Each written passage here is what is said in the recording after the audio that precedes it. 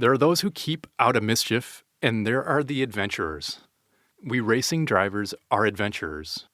The more difficult something is, the greater the attraction that comes from it.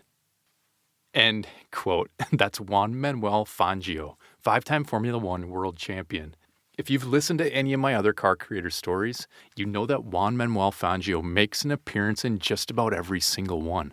So here he is again, and by the end of this story, you'll understand why I started with the Fangio quote. And we'll talk about Fangio later on.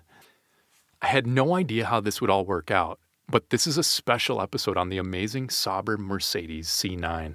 We'll dive into this incredible car creator story on the Beast, this epic race car. But first, check this out. This episode ties together every other car creator episode I've done so far. They're all related, and it's pretty amazing, and I definitely didn't plan it out like this, but we'll look at how these stories are all interrelated. And I can give you a hint. It's all because of a certain racetrack that these episodes tie together, and I'm sure you probably could guess the name of that track. The track is called Le Mans. So this world-famous racetrack in the middle of France doesn't just pop up in a few of my car creator stories. This racetrack pretty much ties all of automotive history together over the last 100 years. The more I learn about Le Mans, the more amazing it becomes. And what makes this story a lot of fun for me, I was able to go see the track last month for the very first time. I wanted to see this place with my own eyes, and I finally was able to attend the 24 hours of Le Mans race last month in June. So it's my first car creators episode I'm doing now after actually having attended a race there, and I'll get into my travels to the race. I'll get into that in a bit. But we have some important business to attend to first. This car, this monster, and I'm sure you know what this car looks like already. This beast of a race car, it just looks different than anything else on the track when it ran back in the late 1980s. It's just a menacing looking car, the profile of this car. But I finally figured out why this car jumped out at me every time I'd see a video or a photo of it over the years. It didn't look like anything else on the track because, number one, it had very few sponsors on the car. Most race cars are completely covered in these sponsor brand names. But what it did have, though, was lots of silver. The car is all silver, the livery. And of course, there's a very good reason for all that silver paint. This is not a random color. The silver was a tribute to the past glory of the Mercedes-Benz silver arrows. Benz was back on the track, and they were bringing back the silver arrows with this car, the silver paint scheme that was so successful back in the 1930s and then again in the mid-1950s when Mercedes dominated the racetrack. So of course I can't learn all about the Sauber Mercedes C9 without an awesome old book, just like I usually like to find, and the one I have here covers the entire subject down to every single last detail. The book is titled Sauber Mercedes C9, The Return of the Silver Arrows by author Ian Bamsey. And this book was published in 2006. And Ian Bamsey spent several years with the teams and at the races, and he covers this car in amazing detail. Every single aspect of the C9. He goes into all the technical details of almost every piece of this car. And I had to read the book a couple times just to absorb some of these technical details. Let's talk about the name of the car, the Sauber Mercedes C9. The car was a joint venture between Mercedes-Benz and Peter Sauber, who stumbled into a small team within Mercedes-Benz while he was searching for a wind tunnel that he could use for testing his cars.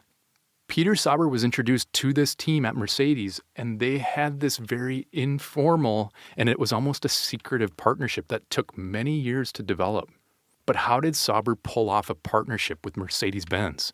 From a small town outside of Zurich, Switzerland, Peter Sauber began his career as an electrician. Then he tried his hand as a car salesman, but he quickly decided he wanted to do much more than just sell the cars. He wanted to build his own race cars. So in 1970, he started to build his own car in the basement of his parents' house. Over the next 10 years, Peter Sauber slowly built up his skills, and he developed several prototypes, starting with the Sauber C1, and then all the way up to the C6, with the C as a tribute to his wife, Christine. And by the way, that's the exact same thing Horacio Pagani did with his first prototype, and he called it the Zonda C12 after his wife, Christina, and then the 12 being for the V12 engine that he put in it. Anyway, so all the way up to 1982, Peter Sauber is entering races and he's building prototypes. So over 10 years of dedication and struggle, he builds the Sauber C6. And this is what I mentioned earlier. He's looking for a wind tunnel so he could test his car out from his small town, Hinwell in Switzerland. This is just outside of Zurich, so it's not that far from Stuttgart, Germany, home of both Porsche and Mercedes. But at the time, Mercedes wasn't involved in racing, but Porsche was dominating the 70s and the 80s. So Sauber wants to use a wind tunnel at the University of Stuttgart. The professor there, he says, no, but I can introduce you to a few people over at Mercedes. And even though Mercedes doesn't have a race team at the time, Sauber finds this group of engineers inside Mercedes, and they were working on road cars, but they were also really passionate about racing. And so later on, looking back, they all said they were just a group of dreamers who were really into racing, and they spent a lot of their time debating the Group C regulations that just came out. So they hit it off with Peter Sauber, and they help him by using some of their equipment to test his cars out. And this goes on for several years, and it's an informal agreement. This team of, quote, dreamers inside of Mercedes is just helping Sauber, and as things get more serious and more involved with testing Sauber's cars, it really evolves into more of a covert operation. That's how I've seen it described, because Mercedes is not officially involved in racing at all. Since all the way back in 1955, they withdrew from racing completely. So this collaboration, it can't be an official partnership. Not yet. But that's going to all change. Just a few years later, by 1985, Sauber has a new car, the Sauber C8, and it's powered by a Mercedes engine for the first time.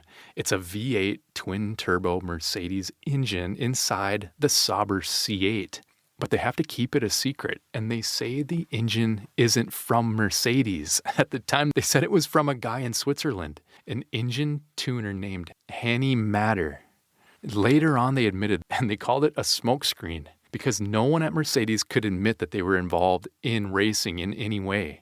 And they were also managing the risk here too. Just like a giant automaker would, they didn't know how the Sauber C8 would perform on the track yet, so Mercedes wisely wanted to just keep their distance. They couldn't risk getting involved in a car and an engine that they really didn't completely control. But it didn't take long for Mercedes to see that they wanted to get more involved in this Sauber C8 race car. With the Mercedes engine inside the C8, the car wins a race at the Nürburgring, and with some Mercedes-Benz top brass attending that race, it's now going to make it much easier for the team to sell this investment or this involvement to the Mercedes management so they could continue this unofficial partnership with Sauber. Now, what do they want to do next? It's really what happens in every racing story ever told. They want to make a better, faster car, of course. It's all about the next model with these racers. The iteration, this small racing team, I'm sure they're excited, but they know they can do better. They now have a little more support from Mercedes and more resources at their fingertips. So what happens? They start to make plans for the Sauber C9. Now Mercedes decides to make it official. They're back in racing in early 1988. They officially announce Team Sauber-Mercedes is formed. They know they have a great car, and they win the opening race in Spain. But it's not that easy. Nothing is easy, especially in racing. They head to the 24 hours of Le Mans, and during qualifying, the car's barreling down, and they have a high-speed tire blowout. The car flips in the air and lands back on its wheels. It's still running, but it's over. They have to withdraw from the race. They're not sure about the Michelin tires, and they can't take the chance of another blowout. So the team is done at Le Mans in 1988. They're finished before they could even start the race. It's a disaster for Team Sauber-Mercedes. Remember, Mercedes-Benz did not just announce their return to racing to go off to Le Mans and have this incident that could have badly hurt or even killed one of their drivers with this tire blowout. So this was bad, and Team Sauber needed to take drastic measures. What's often overlooked is how close the entire project came to failure. The team's withdrawal from the 1988 Le Mans 24 Hours is a known fact, but the reasons ran deeper than just a single tire failure on this car. It was an accumulation of issues that created a crisis of confidence. One of the drivers had already announced he wouldn't drive at Le Mans. He said that the straight was too dangerous. Another driver, Mauro Baldi's, he needed, quote, heavy persuasion to even participate. The tire blowout was the last straw for a team already on the edge. This failure forced a critical reorganization. Engineer Dave Price was brought in to manage race operations, and that freed up designer Leo Ress to focus on development. But it didn't take long, and they got a new plan put in place, so the C9 was born straight from this near disaster. With 2 cars up and running, they won 4 out of the last 6 races in the 1988 season. So here's the big moment. There's big-time momentum building for Team Sauber-Mercedes. They get through a gut-wrenching disappointment with that tire blowout at Le Mans in 1988. They recover, they build up the team, they fine-tune the car, and close out the season with 4 victories. And now the big moment. The moment that would define this entire era for Team Sauber-Mercedes, the iconic C9 car, and really this would define the entire era of the late 1980s racing. This was it, heading right into the 1989 racing season. And the big moment was not testing the car on the track. It was with a guy named Werner Niefer, the chairman of Daimler-Benz board. I have to read this from an interview I found in Motorsport magazine. Here's what happened. It says, quote, Max Welty, Sauber's longtime team manager, takes up the story. We were all drunk. Pretty drunk, actually. Niefer had these big hands and he banged his big fist down on the table and said that we were going to race silver cars. The beer glasses literally sprang up in the air. It was all done by him, Mr. Niefer. It was his decision and his decision alone. End quote. And that was from an article in Motorsport magazine.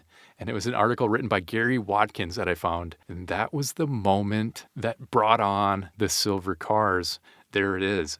This is the exact time when the Sauber-Mercedes C9 went to its silver paint. It was Werner Niefer who made the call. He slammed his fist down on the table, beer glasses bouncing up in the air. You can just picture it right now. With that one single swift blow, the silver arrows were back.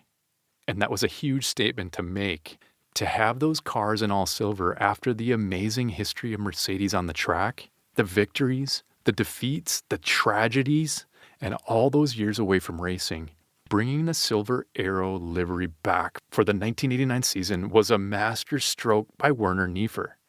But Mercedes is not just going to bring back the silver arrows, making one of the biggest statements in racing history, and then just hope for the best.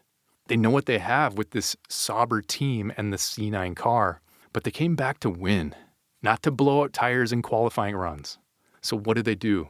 They drop a new engine into this C9 car. Maybe the most important little detail in this story. For the 1989 season, they now have a new 4-valve M119 engine, not only cranking out 925 horsepower, but incredibly reliable because the rev limit is only 7,000 RPM.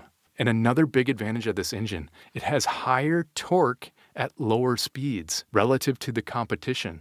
But with this new engine, what is almost never mentioned is that when it was first tested, it actually made the car slower. Designer Leo Ress revealed that while the new engine was more powerful, the 4-valve DOHC heads added weight high up, raising the car's center of gravity. Ress said it like this. He said, quote, "We were a bit surprised, and then we saw that we were slower in the corners," end quote. So Mercedes had to undertake a big development program just to counteract this effect and get the car's balance back. So the C9's ultimate weapon was not a simple plug-and-play upgrade or a fix. It was the result of intense and iterative engineering to solve a big, fundamental problem. So now finally everything's lining up perfectly. There's a new engine, all silver cars, the historic Mercedes paint job, and a dialed-in Sauber racing team. They tasted a little success in 1988, but now it's on. And in 1989, these Sauber Mercedes C9 cars crushed the competition. Check this out. The Silver Arrows returned and won 7 of 8 races in the World Sportscar Championship season. And then almost like its very own championship, the biggest race of them all, the 24 Hours of Le Mans, the Sauber Mercedes C9 cars finished 1st, 2nd, and 5th place. The first victory at Le Mans for Mercedes since 1952. So this epic car creator's story, it's got everything. It would be hard to make up a racing story this good once you step back and look at how this all played out. One detail I can't leave out, the Sauber Mercedes C9 not only won at Le Mans, it actually redefined the track, literally redefined the shape of the track. This car is the reason there are 2 chicanes on the Mulsanne Straight. During qualifying, this car hit a top speed of 248 miles per hour down the Mulsanne Straight. And race organizers decided they needed to break up this long straightaway because speeds were getting way too crazy. So the next year, they added 2 chicanes to slow the speeds. So this was the car that ruined it for everyone else. And the Mulsanne Straight would never be the same. And this is amazing. Here's one more detail and maybe the most surprising and little known fact about this team's legendary 1989 Le Mans victory. It was never part of the plan for that year. Peter Sauber said it himself. The team approached the race as a, quote, practice run for a full-scale assault in 1990. Sauber said it like this. He said, quote, at Mercedes, everyone was well aware of that, and no one put any pressure on us to make it first past the post.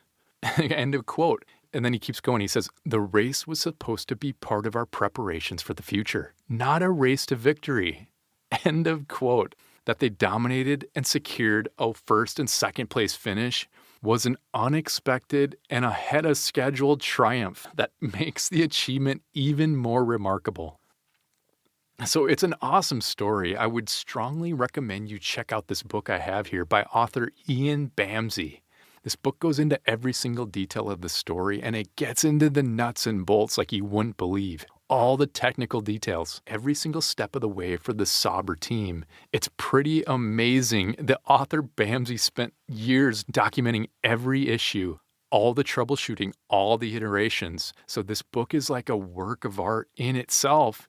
I really tried to understand what I was reading, but some of these concepts, like the aerodynamics of the underwing, I was really into it, but I had to go through it about 10 times.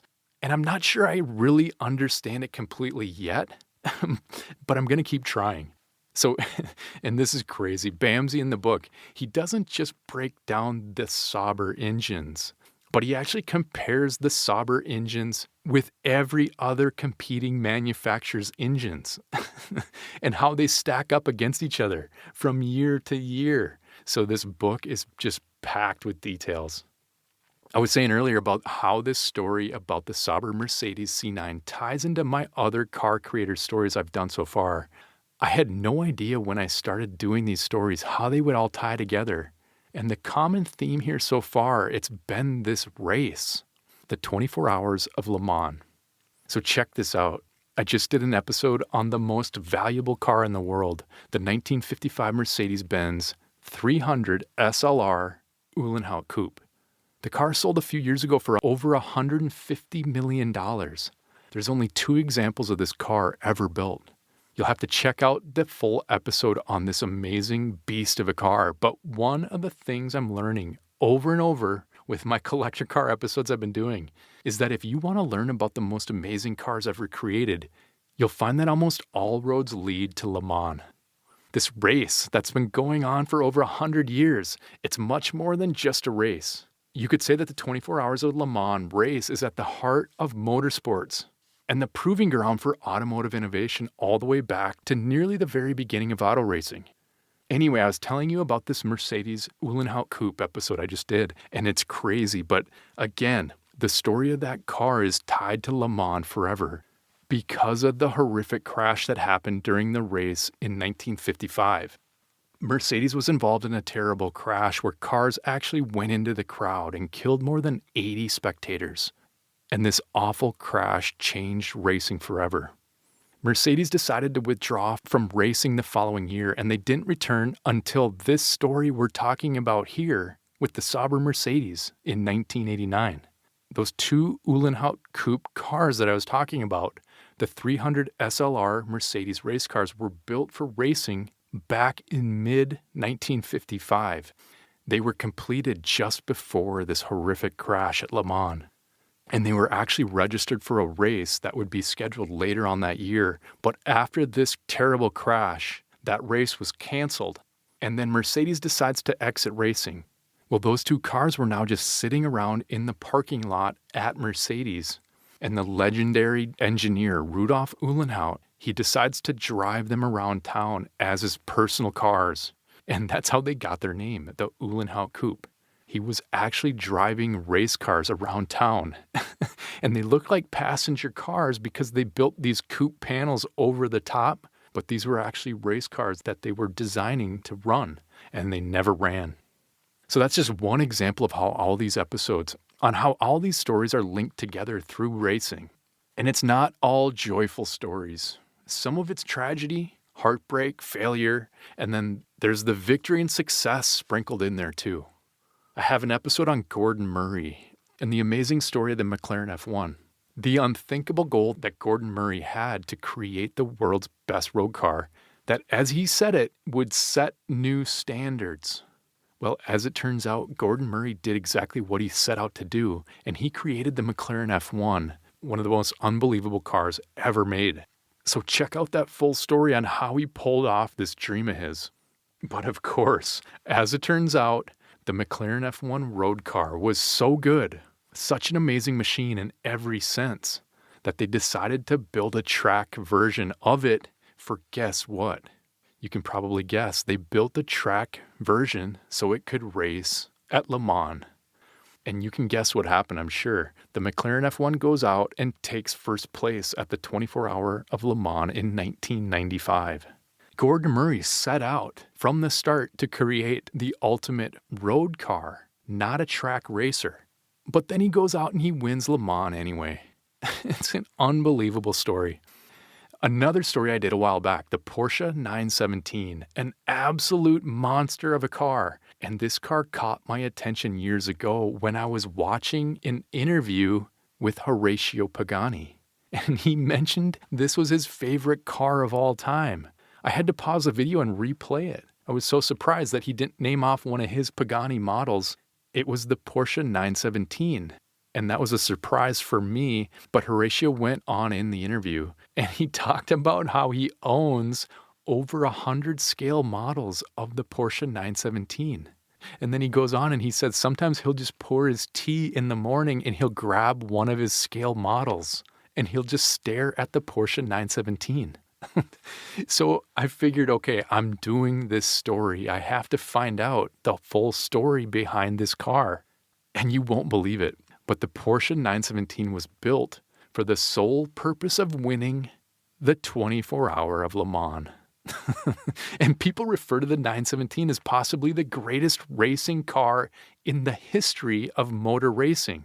So you have to check out my full episode on the Porsche 917. I can't go through the entire story right now as much as I want to. It's John Wyer, the Porsche founder's grandson, Ferdinand Piëch, and an entire team of drivers and engineers. They're trying to solve the riddle of the Porsche 917. Like I said in the episode, iteration was the key to the 917. It doesn't stop there. All my other car creator episodes tie back to this story and directly to Le Mans. Like my episode on Enzo Ferrari starting his own racing stable, the Scuderia Ferrari. Ferrari won Le Mans in 1949 for the very first time on their very first try. It was after World War II shut down the race for 10 years, and now with the race back on, Enzo winning Le Mans launched his Scuderia Ferrari name into the headlines. So I didn't realize this when I started doing these stories, but the Car Creators episodes are turning out to be so much more fun than I even could have imagined. They're all packed with relentless passion, vision, and perseverance, pushing boundaries, creating what doesn't yet exist, and staring down constant danger and financial ruin at every twist and turn. Now think back to the beginning of this episode. I read a quote from Juan Manuel Fangio, one of the greatest race car drivers of all time. Fangio drove for Mercedes. He also drove for Ferrari. But one of his biggest contributions, at least in my mind, was the recommendation he gave a young Horacio Pagani to help him get a job at Lamborghini, which set Horacio off on a path to greatness. And yes, I've done an episode on Horacio Pagani, so you'll have to listen to that full story. It's amazing. But not only did Fangio help Horacio get a job at Lamborghini, later on he would help him get an engine for his car creation, the Zonda.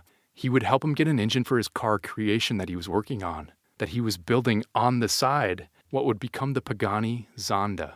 Well, Fangio helps Horacio get a Mercedes-AMG V12 engine into that car, much like we just saw here with Peter Sauber getting that brand new Mercedes turbo V8 engine in his car that would go on to win first and second at Le Mans.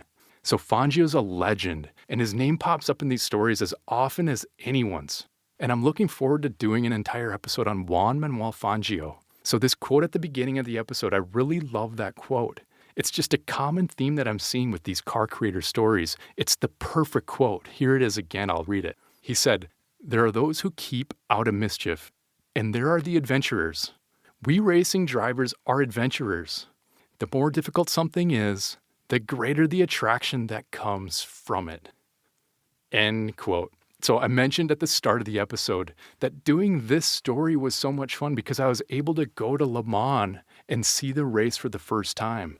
And it was just a few weeks ago, walking around looking at the displays before the race, and there it was. The Sauber Mercedes C9 was right there. They had a car, the number 61 car was sitting right there. And it was really cool to see this thing up close. So I'd highly recommend if you're anywhere near Le Mans, you need to go check out that race. And from the looks of it, most of the country has already taken my advice. There was about 300,000 people there, and it was incredible to see it. From where I was coming from, it was not an easy place to access. This village in the middle of France, it was planes, trains, and Ubers, and a lot of walking and hiking. But what an adventure.